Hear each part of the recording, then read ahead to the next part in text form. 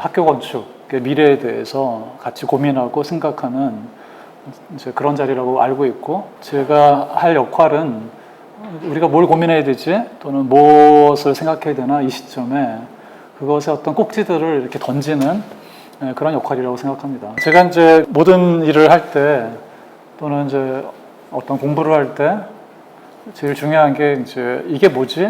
이것에 대한 어떤 대상에 대한 디피니션이 사실 제일 중요한 것 같아요.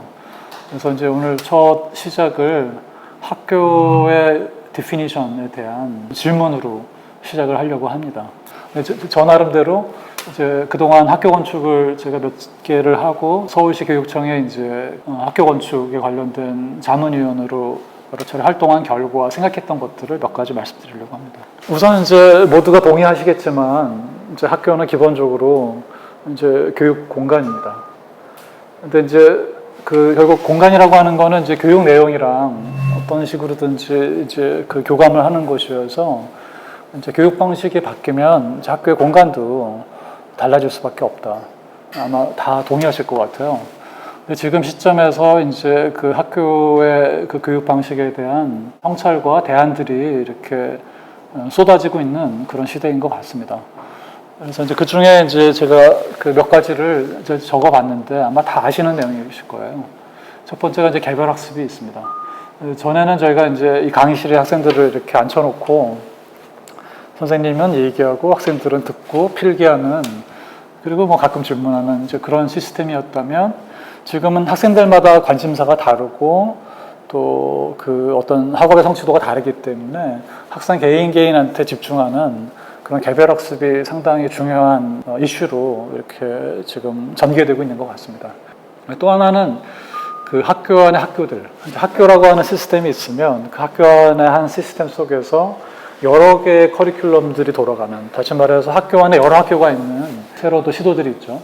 그래서 영국 같으면은 이제 예를 들면 외국어를 이렇게 집중해서 가르치는 중학교다. 그러면은 독일어를 하는 이제 그 그룹이 있고, 불어를 좀 집중적으로 가르치는 그룹이 있고, 같은 학교지만 그 안에 여러 종류의 트랙이 있어서 학생들이 그 트랙을 따라가면서 다양하게 배우는, 인재도 그런 인재를 시대가 원하는 것 같아요. 그러니까 비슷한 사람들이 많이 있는 것보다 다른 재능을 갖고 있는 인재들이 이렇게 다양하게 있는, 그러면 그 사람들이 할 수 있는 역할들이 이제 다양해지면서 사회가 더 풍부해지고 또 새로운 가능성을 발견하지 않는가. 그게 이제 학교 안의 학교들의 이슈인 것 같고, 그 다음에 이제 지금 큰 화두가 되는 것처럼 디지털 미디어의 활용. 그래서 이 모든 게 학교 공간의 변화를 요구하고 있습니다. 개별 학습을 하려고 그러면 작은 공간이 필요하거나 또는 체육관만한 교무실을 만들어서 학생들이 자유롭게 와서 선생님이랑 토론하게 한다든가, 또는 학교 안에 학교들이 여러 커리큘럼을 구성하려고 그러면 여분의 교실이 있어야 되겠죠. 그리고 이제 디지털 미디어 활용하려고 그러면 또 그에 따라 여러 장비나 학교 안에서의 어떤 전자통신의 어떤 인프라를 이제 구축해야 되는 게 있습니다. 그리고 이제 또 사실 2020년은 저는 굉장히 중요한 역사의 한 변곡점이라고 저는 생각을 하는데, 올해 코로나 사태가 터졌고, 코로나 사태가 이제 터지면서 비대면 수업을 하게 되었습니다. 사실 그전에도 이제 일부 실험학교 또는 이제 미래학교에서는 그런 비대면의 이제 그 커리큘럼을 일부 운영하기도 했었는데, 이제는 전국에 있는 학교에서 모든 학생들이 비대면 수업을 하게 된 거죠.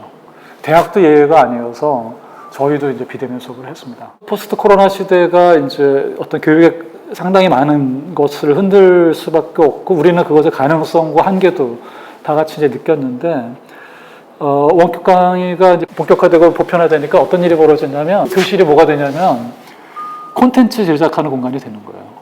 그러니까 교실이 뭐지?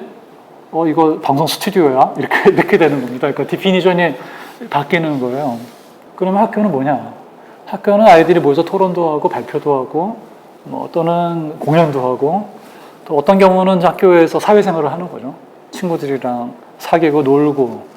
그래서 어쩌면 학교에서 학생들한테 집중해야 되는 거가 조금 다른 차원으로 옮겨갈 수가 있고, 그랬을 때 학교 공간은 또다시 변화해야 되는 이제 그런 시점입니다. 그래서 그것이 결국은 이제 마지막에 있는 학교 공간의 재조직화로 오는 거고, 2020년에 이 코로나 사태가 상당히 비극적인 사태고, 이제 그 코로나의 우울을 우리한테 가져다 준 건 틀림이 없지만, 한국이 잘할 수 있는 거, 우리나라가 굉장히 강한 거, 우리 교육이 강할 수 있는 거를 확인해 준 저는 중요한 사건이라고 생각하고, 이거를 어떻게 수용하느냐, 그리고 이거를 어떻게 교육의 어떤 내용으로 또는 교육의 형식으로 또는 학교 공간의 그 재편으로 바꾸느냐에 따라서 우리 교육의 미래가 완전히 달라질 수 있다. 그런 생각을 하고, 그것은 이제 중고등학교, 초등학교뿐만이 아니라 대학도 마찬가지입니다. 그 다음에 이제 학교 공간이 갖고 있는 것이 저는 이 자체가 교과서다, 텍스트다, 이런 이제 생각을 합니다. 그래서 이제 어떤 교육이라고 하는 그것과 공간이 상호작용하면서 아이들은 그 속에서 자라면서 배우는 거죠. 제가 이제 미국에서 유학을 했었는데, 그때 이제 도시 설계하는 이제 프로젝트를 했었어요. 근데 이제 오스트리아에서 온 학생하고 이제 저랑 같이 이렇게 이제 작업을 했었는데, 얘는 완전히 유럽의 중심 도시에서, 오래된 도시에서 커가지고 비엔나에서 커서 그냥 도시는 이런 거를 그냥 몸에 배인 거예요. 자기한테는 이제 자기가 살던 동네가 그냥 교과서인 거죠. 건축의 교과서. 그래서 이제 그때 이제 그런 그 어떤 유럽식 도시 공간에 대해서는 저는 한 번도 가본 적도 없었고, 격차를 많이 느꼈었는데, 어떻게 생각하면은 이제 우리가 살고 있는 이제 공간 또는 이제 학교 공간은 그냥 사람을 수용하는, 학생을 수용하는 공간이 아니라 그 자체로 그 교육의 콘텐츠다. 그러니까 교육의 백그라운드가 아니라 교육의 콘텐츠다. 이렇게, 그러니까 교육 공간에 대한 디피니션을 좀 바꿨으면 좋겠고, 그 공간의 질서 속에 사회의 질서가 있고, 그런 사회적 관계가 이제 공간에 녹아들고, 이런 것들이 이제 우리가 그 건축 공간에 대해서 생각해야 되는 중요한 지점인 것 같고요. 그 다음에 이제 그 학교의 예산이 너무 이제 없다 보니까 학교를 개선한다고 그랬을 때 제일 많이 하는 게 색깔을 바꾸는 거더라고요. 그래서 이제 그게 제일 저렴하니까. 그러다 뭐 이제 알록달록 초록색, 녹색 이렇게 칠하면은 이제 많이 바뀌었으니까 우리 뭔가 했어. 정말 잘했어. 뭐 서로 막 그러는데, 제가 볼 때는 막 너무 눈이 아픈 거예요. 그게. 그러니까 지나친 색채를 많이 이제 구사하니까 정신이 없고. 그래서 이제 그런 것들도 우리가 좀 개선해야 된다. 색채보다는 재료보다는 공간으로 이렇게 좀 변해가야 되는데, 그러기 위해서는 이제 학교에 투입하는 예산이나 또는 이제 그 학교를 바꿀 때 또는 고칠 때 어떤 가이드라인이 좀 있어야 되겠죠. 그런 것들이 많이 이제 고쳐줘야지 되고, 하지만 그 속에서 아이들이 디자인도 배우고 기술도 배운다. 그래서 이제 런던의 이제 커리큘럼 중에 이제 중학교 커리큘럼 중에 디자인 앤 테크놀로지라는 과목이 있어요. 그래서 저는 이게 뭐지? 디자인 앤 테크놀로지가 왜 같이 과목에 있나? 서로 다른 과목인데 완전히. 근데 보니까는 디자인이랑 테크놀로지는 원래 같이 가는 거고, 그런 컨셉이 이제 유럽의 교육에 이렇게 바탕으로 깔려 있는 거예요. 그러니까 테크놀로지라는 건 결국 디자인이고, 디자인은 테크놀로지고. 그러니까 이제 좋은 디자인의 이제 그 물건들이 만들어질 수 있는 것 같은데, 학교도 그런 거죠. 학교 공간이 디자인이지만 동시에 기술이고, 새로운 테크놀로지가 학교랑 결합하는 그런 것들이 이제 중요하고, 또 하나는 저는 이제 그 학교에서 사회성을 이제 키우는 것을 배우는데, 그 사회성을 키우는 거에 이제 여러 가지 디멘전이 있고, 여러 가지의 어떤 학습의 또는 배움의 그 레퍼토리가 있겠지만, 저는 그 중에 하나가 공간을 그 관리하는 거를 배우는 거 상당히 중요한 것 같아요. 그러니까 학교 공간은 공동의 공간이거든요. 학생의 공간이기도 하고 교사의 공간이기도 한데, 이 공간을 함부로 쓴다거나, 말하자면 나와 무관한 걸로 아는, 나는 객체고 그냥 공간에 있는 거야, 이렇게 있는 그런 게 아니라 공간의 주체로서 자기가 참여하는 거를 배우는 게 저는 중요한 것 같아요. 그래서 이제 꿈담 교실을 할 때 상당히 중요하게 저희가 이제 그 추구했던 게, 교실 설계할 때 교사와 학생을 참여시켜라. 건축가가 그냥 교육청의 가이드라인 갖고서 만드는 게 아니라 직접 만나서 워크숍도 하고, 학생들한테 나는 이런 교실 원해요, 그리게도 하고, 이제 그걸 바탕으로 설계를 하자. 하지만 이제 학생의 그림이나 안케이트가 그대로 설계에 반영되는 건 아니죠. 왜냐하면 아마추어의 생각이고 아마추어의 희망인 거기 때문에 상당히 걸러지는 건 어쩔 수가 없지만, 학생과 교사의 의견이 설계에 직접적으로 얼마나 반영됐느냐, 사실 그거는 중요한 게 아니라 학생과 그 교서가 학교 공간에 대해서 생각을 하고 내가 있는 공간, 우리가 같이 가꾸는 공간에 대해서 고민했냐 안 했냐가 전 더 중요한 것 같거든요, 교육적으로. 그래서 이게 참여라고 하는 게 굉장히 중요하고 그걸 어렸을 때 배워야 우리가 사회에 나가서도 공적인 어떤 공간 또는 공적인 사회적 구조 속에 있을 때 자기가 어떻게 역할을 해야 되는지를 배우는 거거든요. 그래서 이게 이제 학교 교육 공간에서 이제 일어나는 거고, 그 다음에 이제 끝으로 더 이제 바란다면 학교 공간을 통해서 아이들이 문화적 소양이 커졌으면 좋겠다. 뭐 이게 굉장히 아름다운 공간에 있으면 거기에 그것이 고양하는 게 있지 않겠습니까? 그래서 그런 문화적 소양이 이제 학교 속에서 커졌으면 좋겠고, 실제로 전 세계 명문 대학들 보면 학교 공간이 기가 막히게 좋습니다. 옥스퍼드, 케임브리지, 예일, 하버드 보면은 학교 공간 자체가 굉장히 좋고 많은 예산을 들여갖고선 세계 최고의 건물을 짓거든요. 그러면 이제 거기 다니면서 단지 공부만 배우는 게 아니라 문화적 소양을 배우고 결국 리더는 결국 그거가 필요한 거거든요. 그래서 실력도 중요하죠. 공부를 열심히 해서 실력을 쌓는 게 중요한데, 저는 미래의 세계는 실력도 중요하지만 안목이 더 중요하다, 이런 생각을 해요. 그래서 이제 그런 거를 교육시키기 위해서는 저는 학교 공간이 그것이 매일매일의 일상 속에서 그것을 배우고 느껴야 된다. 물론 이제 학교만으로는 안 되겠죠. 이제 지역사회도 바뀌어야 되고, 또 지역도 이제 그 도시 전체도 변화해야 되겠지만, 이제 학교가 일차적인 중요한 공간이라고 생각을 합니다. 그 다음에 제가 이제 또 많이 생각하는 게 학교는 집이다. 아이들한테. 학생들한테는 학교에 머무는 시간이 가장 긴 것 같아요. 그렇다면 학교는 또 다른 집이 아닌가. 그러면 학교를 우리가 집이라고 생각을 한다면 또 학교에 대한 공간에 대한 생각도 바뀔 것 같아요. 그래서 교실이나 가구, 또 식당도 굉장히 중요하죠. 저는 집에서 제일 중요한 공간이 식당이라고 생각하거든요. 예전에 거실이라고 생각했었는데 요즘은 식당이 더 중요한 것 같아요. 식탁이 제일 중요한 것 같고, 제일 많이 가족들이 만나는 데가 식탁이더라고요. 그 다음에 이제 복도라든가 화장실, 왜냐면 집에서도 또 화장실이 중요하죠, 그죠? 점점 화장실이 커지고 있고 많아지고 있고, 네, 그렇습니다. 그다음에 아이들이 이제 집이니까 자기 물건들을 계속 보관하고 싶을 테니까 이제 수납도 이제 중요할 것 같고, 그리고 또 한편으로는 이제 제3의 공간도 중요한 것 같아요. 이제 학교 생활을 하다 보면 이제 학습도 하고 친구들이랑 어울리지만 또 조금 더 다른 공간, 마당이라든가 테라스, 정원, 이제 이런 공간도 상당히 중요한 것 같고, 저도 이제 고등학교 시절을 이렇게 겪었지만 그때를 떠올려 보면 공부하는 것도 힘들고 모든 게 힘들었던 것 같은데, 그나마 위로를 받았던 게 화단이었던 걸로 기억해요. 화단도 조그마한 화단이었지만 거기에 이제 계절별로 꽃이 이렇게 바뀌면 가서 보고 구경하고 이제 그랬던 것 같은데, 제가 이제 학생들 앙케이트를 이렇게 해보면 학교에서 제일 좋아하는 공간이 어디니?라고 이제 저희가 조사를 했었거든요. 제가 서울시 교육청 자문관으로 했을 때 조사했더니 교실도 아니고요, 당당도 아니에요. 전혀 다른 곳이에요. 그러니까 어떤 제3의 공간, 조그만 마당, 어디 구석.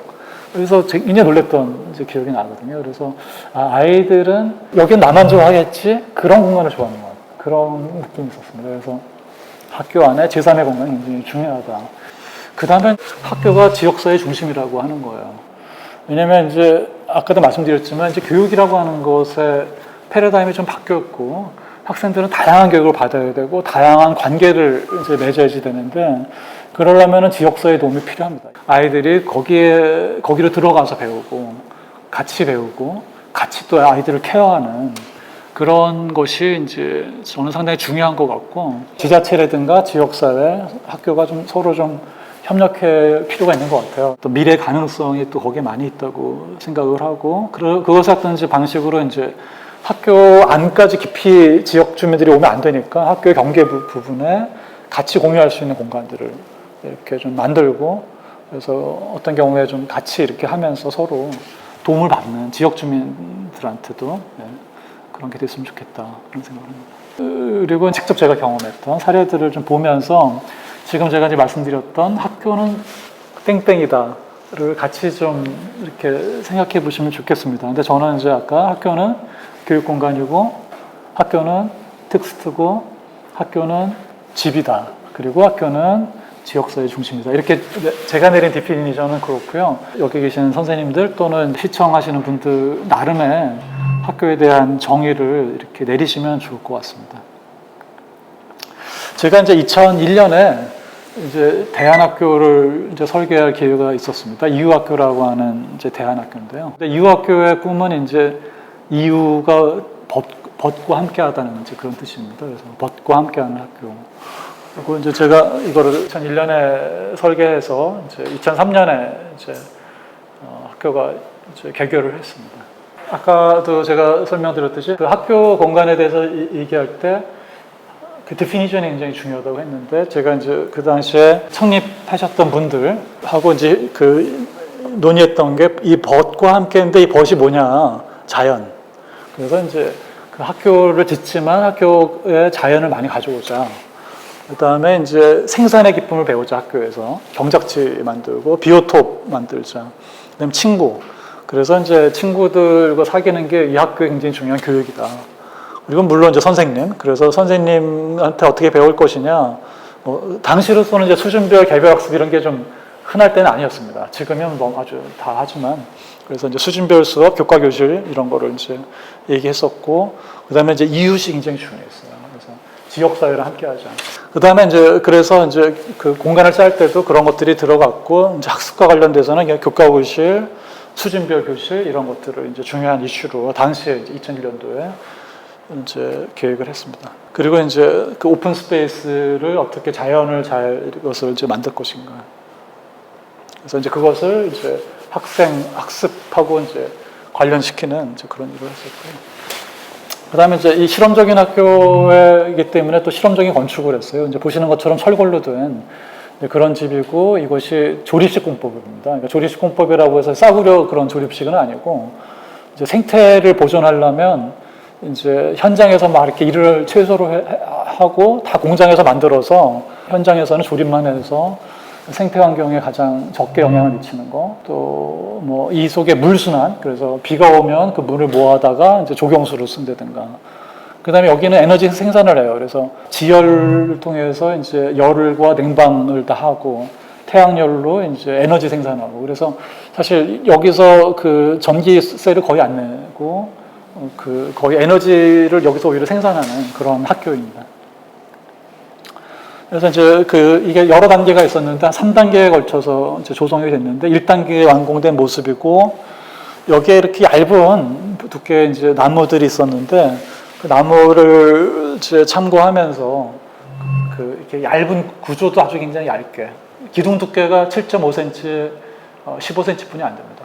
굉장히 얇은 이제 철골 써서 만들었어요. 1차가 완성된 모습이고 이렇게 얘가 기둥입니다. 이제 얇죠. 그리고 이게 보고요. 그래서 이제 얇고 다 조립식이고요. 공장에서 다 만들어 와서 그 철골 세우는데 뭐 2주일 만에 다 끝났고 3달 만에 집을 다 만들었어요. 이건 이제 2차가 완공될 때 모습이 약간 이제 아직 나무가 심기 전이라서 좀 썰렁한데요. 그래서 이제 이 곳곳에 제3의 공간을 많이 뒀습니다. 그래서 이 마당들 사이에 이런 여러 가지 공간들, 건물 사이에도 조그만 마당들이 있어서 여기서 여러 가지 일들이 벌어지게끔 했고, 이런 이제 브릿지들이 이렇게 건물들 이어주면서 이런 데서도 이제 아이들이 여러 가지 활동을 하게 되죠. 제3의 공간. 테라스도 중요했습니다. 그래서 이 테라스에 아이들이 많이 나오고 바람도 쐬고 구경도 하고. 그리고 이제 이거는 인면이 조립식이라서 이렇게 인면의 유형을 만들고 걔를 이렇게 랜덤하게 만들어서 굉장히 다양한 인면을 저희가 이제 만들 수 있었고요.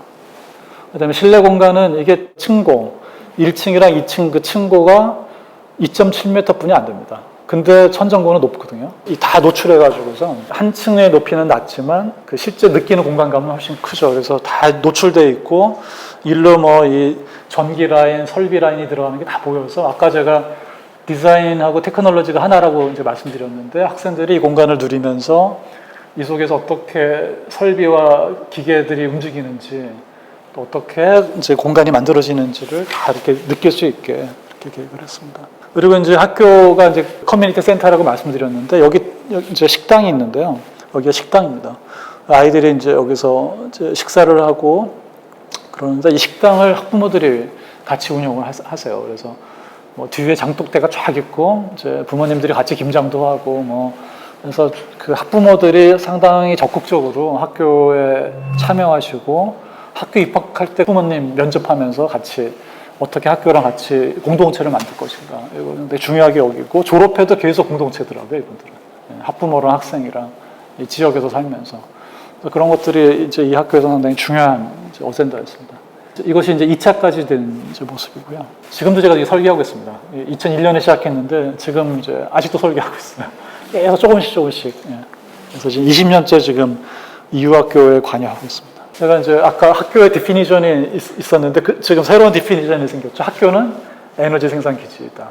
그래서 여기 지금 저것이 지열로 땅을 파는 건데 파이프를 꽂으면 땅에서 열이 나오거든요. 그걸 통해서 이제 추울 때 따뜻한 열을 이제 주고 여름에는 또 땅이 시원하거든요.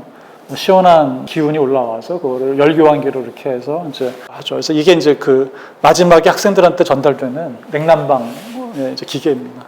그러니까 아마 한국에선 최초로 이렇게 학교에 이제 이런 시스템을 이제 도입을 했었고요. 그 다음에 이제 태양광. 그래서 여기서 이제 전기를 생산해서 이제 학교를 돌리는 이제 그런 것입니다. 그래서 보시는 것처럼 학교에 여러 공간들이 있으면서 그 속에서 아이들이 친구들이랑 사귀고 여러 가지 이벤트들을 공간을 이제 이용하는데 저도 이제 이 학교 갈 때마다 깜짝 놀라요. 이 공간을 애들이 이렇게 쓰네. 그러니까 아이들이 생각보다 창의적으로 공간을 쓴다는 거를 이제 학교를 통해서 배우게 됩니다. 네, 두 번째 조금 다른 이제 도심형입니다. 서울 중구 정동에 있는 가장 말하자면 밀도가 높은 도시 한가운데 있는 학교입니다. 이화 여자 이제 의고고등학교인데 제가 한 일은 이제 여기에 증축을 한 일을 했었어요. 결국 증축을 통해서 학교를 완전히 다 바꿨는데요.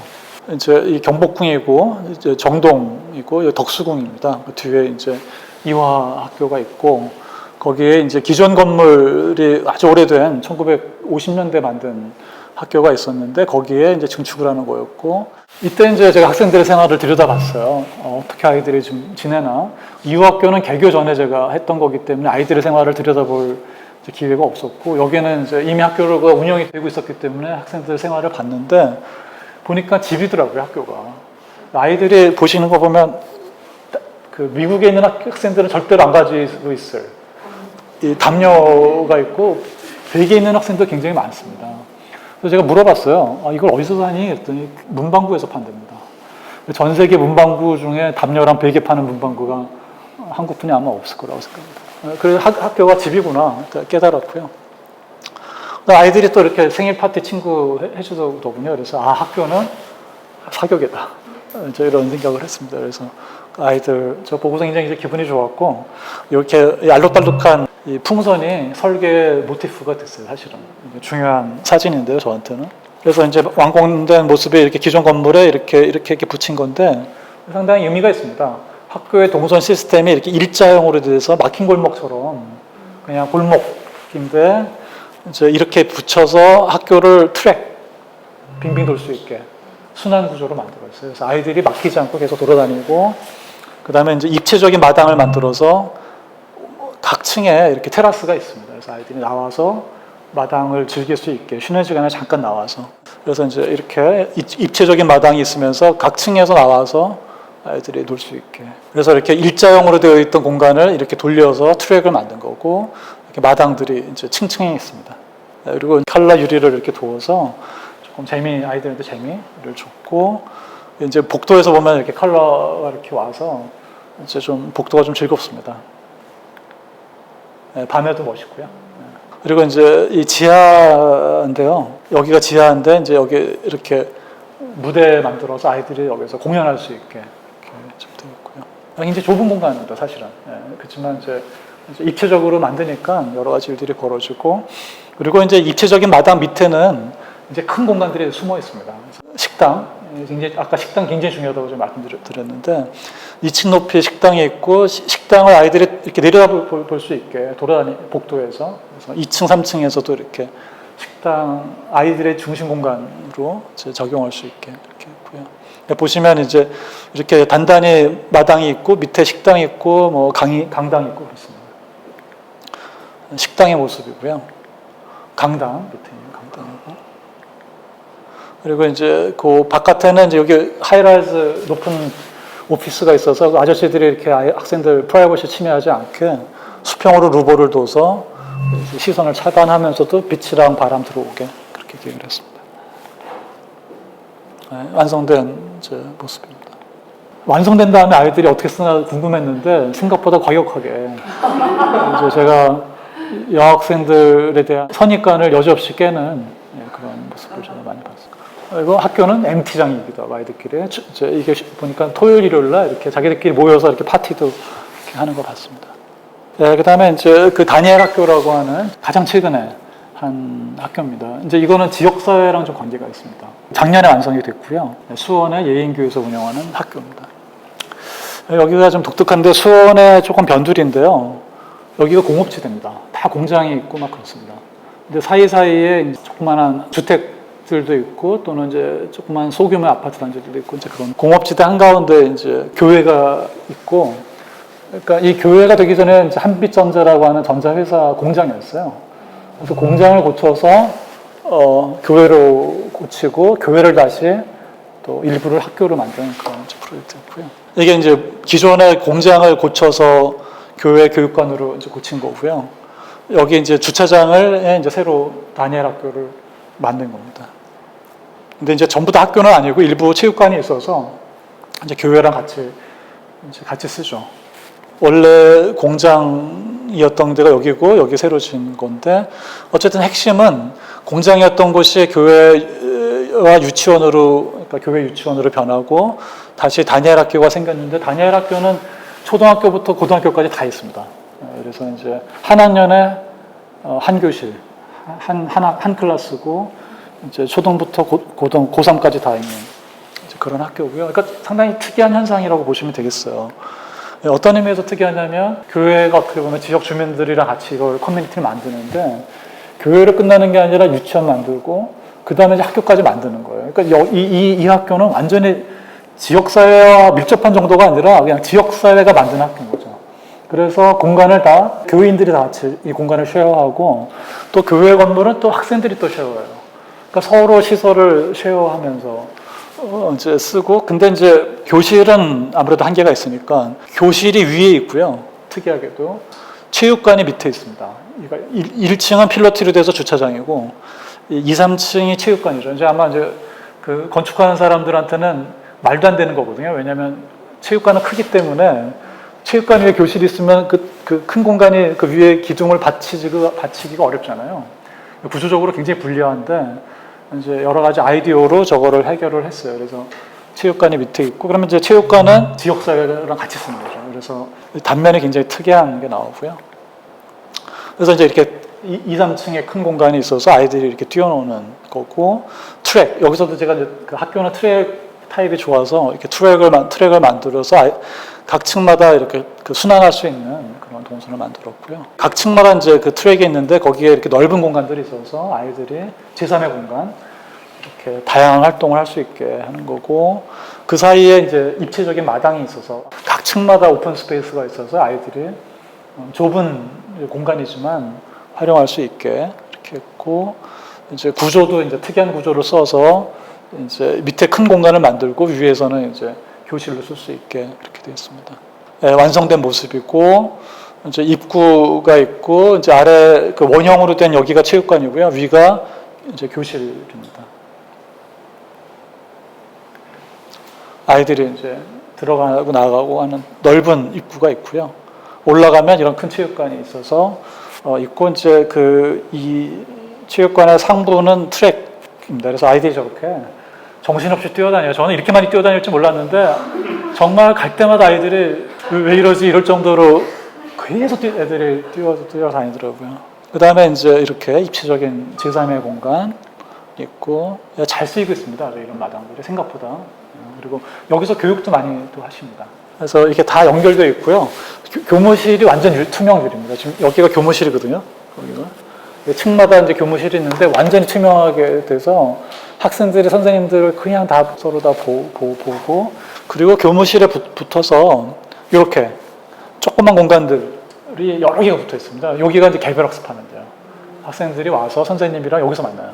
이제 교무실은 이 안에 있고, 선생님은 교무실에 있다 이렇게 나오고, 아이들은 이렇게 들어가고. 그러니까 여기서 만나서 이런 셀들이 여러 개가 있습니다. 그래서 이제 개별 학습 굉장히 중요한. 그 다음에 이제 이렇게 그 공간 안에서도 이렇게 이 교실인데요. 교실 안에 이렇게 박스가 이렇게 또 하나가 있어서 이 한 반이 20명인데 20명을 때로는 세 반으로 쪼갠답니다. 그러면 이제 그 한 팀은 여기서 공부하고 한 팀은 이쪽에서 공부하고 한 팀은 나가서 뭐 복도든 뭐 아니면 여기 여러 조그만 공간들이 있거든요. 그런 데 나가서 그러니까 그 개별 학습이라고 하는 게 이제 이 학교도 상당히 잘 이루어지고 있었고 보면은 재료들이 다 그냥 있는 그대로입니다. 그러니까 뭐 그냥 콘크리트, 그냥 시멘트 벽돌 여기 페인트도 칠 안 하고 그냥 그대로 쓰고 그래서 최소를 했고 이게 집이 이제 건물이 다 철거리고 조립식이기 때문에 공사비도 적게 들었고 이제 주민들한테 이웃 주민들한테 소음도 거의 안 나서 이렇게 잘 금방 끝났습니다. 그래서 보기에는 이제 굉장히 비싼 집처럼 보이지만 사실은 굉장히 적은 예산으로 이제 만든 그런 집입니다. 이상 제가 그 세 개의 학교를 이제 경험하면서 제가 학교는 집이다. 학교는 커뮤니티 센터다. 학교는 제3의 공간 중요하고 학교는 뭐 에너지를 만들 수도 있고 뭐 아무튼 학교는 사교계고 뭐 이제 이런 생각을 저도 이제 같이 하게 되었고요. 근데 결국 학교는 그러면 어떻게 만들어지느냐? 과정이 중요하다. 그래서 이제 과정이 상당히 중요하고요. 근데 설계를 진행하는 과정은 프로젝트가 시작되면 이제 대지가 정해지고 프로그램 이제 얼마만한 크기로 지을까 또 그 내용은 뭔가 이런 게 이제 만들어지고 기획안을 만드는데요. 이게 제일 중요해요. 사실은. 제가 이제 그 교육청, 서울시교육청에서 그 장문관으로 2년 동안 지내면서 느낀 거에 제일 힘든 게 그 기획이었습니다. 보통 기획이 각 부서에서 해요. 그러니까 이제 부서에 있는 이제 장학사님이나 장학관님들은 전문가가 아니잖아요. 창의인성센터를 예를 들면 만드는데 이게 예산이 얼마 들지, 또 공기는 얼마나 들는지 사실 아실 수가 없거든요. 근데 이제 어쨌든 예산을 짜셔야 되고 면적도 만들어야 되고 뭐 이러다 보니까 서로 힘든 거예요. 밤을 새서 일을 하시고 막 열심히 막 하시는데 나중에 또 고쳐야 되고. 그래서 기획 단계에서 전문가와 같이 협업하는 게 중요하다. 그래서 그 기획 단계에서 어떻게 하느냐가 저는 프로젝트의 성패를 거의 7, 80% 좌우한다고 생각을 합니다. 그 다음에 이제 학교를 할 때 참 힘든 게 운영의 문제인데요. 어떤 경우에는 운영 주체가 정해진 경우가 있는데 어떤 경우에는 완공이 된 다음에 그걸 운영하시는 분이 들어와서 불평하게 되는 이거 왜 이렇게 했어? 나는 이거 아닌데 이런 일들이 있는 것 같아요. 그래서 제가 볼 때는 신축 학교를 질 때는 적어도 섀도우 캐비넷 만들듯이 섀도우 운영팀을 만들어서 교장 선생님을 미리 내정을 해놓고 당신이 3년 뒤에 여기 부임합니다. 그리고 그러면 교감 선생님이랑 행정팀을 미리 짭시다. 서로 소속은 달라도 뭐 2주일이든 한 달에 한 번씩 만나서 학교 설계 이거 제대로 됐는지 우리 학교한테 맞는지 이거 해야 되거든요. 근데 그런 거 없이 다 완공이 된 다음에 그냥 다 생판 처음 보는 분들이 만나갖고 학교 이거 왜 이래? 이렇게 되는 거죠. 그것은 이제 어떤 행정적으로 좀 기획 단계에서 잘 이것을 하셔야 된다고 저는 생각을 해요. 우리나라에 이제는 좋은 그 건축가들이 많이 있습니다. 그래서 그것만 잘 되어 있으면 현상 설계 딱 하면은 뭐 기라장 같은 건축가들이 와서 좋은 설계하면 내거든요. 근데 지침이 잘못되어 있으면 과업 지시가 잘못되어 있으면 뭐 완전히 잘못되는 거죠. 그래서 굉장히 중요하고 그다음에 또 하나 중요한 거는 쓸데없는 심의가 너무 많습니다. 심의를 대폭 일단 줄이고 법적으로 해야 되는 심의들은 통폐합하고 아무튼 어떤 식으로든지 심의를 줄이고 간단히 해가야 되는 것 같습니다. 심의보다는 오히려 운영하시는 분, 교사나 이제 교장, 교감 선생님 또는 학생들 의견을 더 듣는 게 더 중요한 것 같습니다. 그리고서는 이제 계획 설계, 기본 설계, 실시 설계 이런 식으로 이제 진행이 되고 이제 완성이 될 때 이제 감리를 하게 되는데 감리할 때 반드시 설계자가 개입해야 됩니다. 설계자가 개입을 안 하는 감리는 하나 많아요. 설계하신 분이 감리에 어떤 식으로든지 참여할 수 있게 해야 됩니다. 그래서 그런 것만 잘 되면 과정을 잘 만드시면 좋은 결과를 만들 수 있다. 이제 영국의 예를 잠깐 한번 들어볼게요. 영국이 2000년대 초에 이제 그 국가의 비전을 교육으로 삼습니다. 우리는 교육을 통해서 영국을 다 바꿀 거야. 이렇게 결심을 하시고 영국에 있는 모든 학교를 바꾸는 계획을 세워요. 그 어마어마한 예산을 들여서 지금 아까 말씀드렸던 개별 학습, 그다음에 School within schools, 그다음에 이제 그 디지털 미디어, 아까 말씀드렸던 세 가지. 그거를 이제 영국에서 타겟으로 어젠다로 삼고 모든 학교를 거기에 맞춰서 바꿔야 되겠다. 우리는 이제 인재를 바꿔야지, 미래에 대한 인재를 바꿔야지 하면서 이제 어마어마한 이제 그 투자를 하면서 이런 책을 만들어요. 아주 훌륭한 세컨더리 스쿨을 만드는 가이드북 이런 거. 그러니까 이런 가이드북들을 아주 훌륭하게 만들거든요. 이거 PDF로 구할 수 있습니다. 아주 좋은 가이드북을 만들어서 뿌립니다. 그래서 이런 거를 잘 만드는 게 굉장히 중요한데, 그러면서 이제 그 전면적인 교육 공간을 혁신하고 교육 과정과 교육 공간을 이제 결합시키는, 그러니까 새로운 교육 시스템에 학교 공간을 맞추는 거. 그 다음에 이제 충실한 가이드라인을 만드는데, 이 가이드라인을 보면은 정말 무릎이 딱 치어질 정도로 훌륭합니다. 그래서 꿈담 교실을 하면서도 제일 먼저 한 게 그 가이드라인 만드는 거였어요. 좋은 가이드라인을 만드는 걸로 끝나는 게 아니라 그걸 계속 업데이트해야 됩니다. 왜냐면 1년 하고 나면 또 새로운 게 생기거든요. 그래서 업데이트해야 되고, 그러니까 이제 이게 업데이트된 게 잘 되려고 그러면 이게 디지털 파일로 돼서 업데이트도 쉽고 바로 파일로 뿌릴 수 있게 그렇게 이제 되어 있습니다. 자, 그러면 우리가 학교에서 좋은 디자인을 하려고 그러면 어떻게 해야 될까? 제가 가져온 게 바로 그 영국에 있는 가이드라인에 나온 이제 그걸 그대로 제가 가져왔는데요. 어떻게 좋은 디자인을 할 수 있을까? 이 책은 누굴 보고 만든 책이냐면 교장 선생님용 책에 나온 겁니다. 교장 선생님 이 책 보고선 학교 학교 일 추진하세요. 거기에 가이드라인이 나온 건데, 거기에 이제 나온 걸 정리를 하겠습니다. 비전이 명확해야 된다. 그러니까 그 비전이 굉장히 중요한데, 한번 좋은 비전을 세우면 거기에 따라가는 실천은 따라가게 돼 있거든요. 그래서 비전을 잘 세우자. 그 다음에 자문이 굉장히 중요합니다. 그러니까 설계자를 잘 고르는 것도 중요한데, 교장 선생님이나 교감 선생님 또는 이제 교육청의 입장에서 내 편에서 내 의견을 좀 대변해 줄 수 있는 사람. 저는 건축을 모르기 때문에 이렇게 얘기를 해도 전달이 안 되거든요. 그러면 이제 그 자문하는 분한테 통해서 이렇게 전달이 되게끔. 그래서 프로젝트 매니저라고 하는데, PM, 프로젝트 매니저를 전문가를 골라서 그 사람을 통해서 일을 하게 돼야 되는데, 그런 학교 교장 선생님이나 행정 쪽에 있는 분들이 이런 사업을 할 때 서포트 해줄 수 있는 그 자문비 정도는 학교에서 쓸 수 있어야 되잖아요. 그러니까 그런 게 굉장히 중요한 것 같고.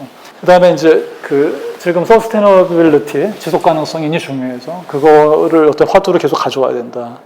그 다음에 이게 쉽지만 어려운 게 이건데요. 무엇을 원하는지 분명히 해라. 나는 뭘 원해요. 이거를 분명하고 명확하게 전달해야 되는데, 대개는 그걸 약간 애매하게 말해버리면 결과도 애매하게 나오거든요. 그러면 이제 이렇게 얘기하죠. 난 이거 원한 게 아니었어. 근데 그 상대방은 그렇게 들은 거거든요. 그래서 분명히 디피니션 할 필요가 있다. 그리고 그거를 일관되게 요구사항을 잘 정리하셔라. 근데 이거 이제 참여자를 선정할 때는 되도록이면 경쟁을 통해서 좋은 분 모셔라. 그 다음에 이제 소통을 잘하는 디자이너. 그러니까 디자이너가 막 고집 부려서 그냥 내 맘대로 하려고가 아니라 귀 기울이는 그런 디자이너가 필요하고, 시공할 때에도 계속 소통을 하셔야 되고, 그 다음에 이제 아까 강조드렸지만 기획과 설계에 충분한 에너지와 시간을 쓰셔야 된다. 근데 되게 이게 짧아요, 우리는. 이게 제일 중요한데도. 그 다음에 이제 예산인데요.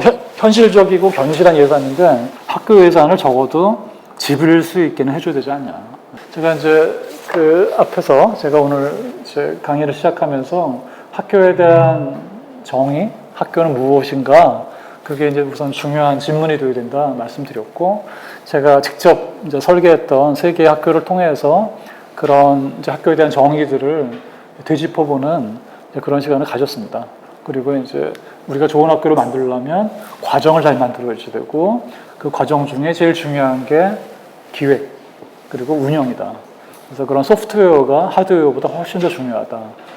그것을 좀 강조하고 싶고, 지금 우리 교육이 2020년 이제 코로나 사태를 계기로 해서 정말로 그 전환기에 서 있는 것 같거든요. 그래서 위기지만 저는 굉장한 기회라고 생각해요. 그래서 이 기회에 교육도 혁신하고, 또 교육 공간도 혁신하고, 또 학생들도 또 교사도 또 저 같은 교수들도 좀 더 이렇게 바꿔질 수 있는, 새로워질 수 있는 그런 계기가 되었으면 좋겠습니다.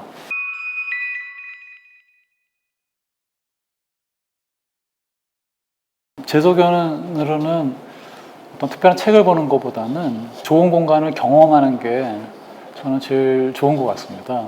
좋은 공간을 많이 느껴보는 거. 한국에 좋은 공간이 많거든요. 답사하시고 그냥 즐기시고 그 공간을. 그게 저는 제일 좋은 것 같고, 혹시 이제 책을 읽고 싶으시다면 뭐 알린드 보통의 건축에 대한 책들이 있거든요. 그런 정도. 건축가들이 쓴 책들, 재미난 책도 많습니다. 인트로덕션용으로. 우리 한국 건축가들이 쓴 책도 재미난 책들 많이 있거든요.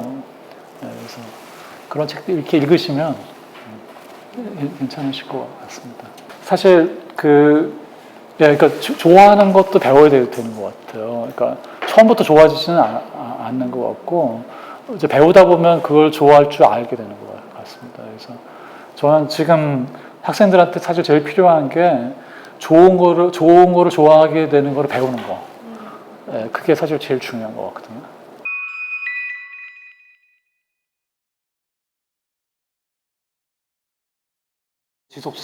지속 가능성은 저도 100% 동감하거든요. 그래서 설계할 때 그 결과물이 어떠한 특정한 포인트에 이렇게 맺혀져 있으면 안 되고 시간을 거치면서 잘 활용될 수 있게 해야 된다. 그게 큰 원칙인데 제가 보기에는 그거를 잘 못 지키는 경우도 있는 것 같습니다. 그러니까 건축가의 문제일 때도 있고 때로는 요구하신 분들의 문제일 때도 있어요. 그래서 너무 특정한 상황을이나 특정한 형태를 이렇게 만들어 달라고 그렇게 하셔서 결과는 근사해 보이지만 지속 가능하지가 않은 거죠. 그래서 제가 이제 건축가들한테도 아이들이나 또는 선생님들의 요구를 100% 들을 필요가 없다. 왜냐하면 그건 그때 요구이기 때문에 전문가로서 판단해서 이게 지속 가능한지를 판단하는 게 매우 중요하다. 주인이 바뀌잖아요. 학교 교실은. 새로운 주인도 이걸 좋아해야 되거든요. 그러니까 특정한 사람의 기호나 취미를 만족시켜 줄 필요는 없는 거죠. 때로는 그거를 헷갈려 하시는 분들도 계세요. 뭘 요구하시는데 그거는 그분의 취향이지 그게 보편적인 취향이 아닌 경우가 많이 있거든요. 그래서 그거를 때로는 건축가들이 잘 거를 때도 있는데 또 좀 마음이 약한 분들은 그냥 가거든요. 그래서 그런 건 좀 조심해야 되는 것 같습니다.